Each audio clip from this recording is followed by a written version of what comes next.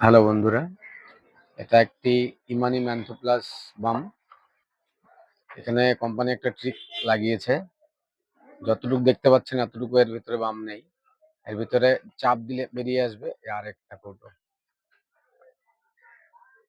তো এটা যেটা এর মধ্যে মাপ লিখেছে, হয়তো ওজনে অতটুকুই আছে, কিন্তু কাস্টমার তো আর ওজন অত ভালো করে দেখে না, কৌটো দেখে নেয়, তাই এটা চিটিংবাজি করা হচ্ছে। ভারতীয় আইন অনুযায়ী যতটুকু মাল দিবেন কৌটো অতটুকুই বানানো উচিত। তাই সবাই মিলে কনজিউমার ফর্মে কমপ্লেন করবেন, যেন এইভাবে কোনো কোম্পানি আমাদেরকে ঠকাতে না পারে। অনেক রেস্টুরেন্টেও এরকম করে। এরকম এক বালতি আপনাকে তরকারি দিবে, পনিরের তরকারি হোক, যে কোনো তরকারি হোক, মাঝখানে একটা পার্ট থাকবে, আবার এতটুকু মাত্র তরকারি দিবে। ওরকম করা যাবে না।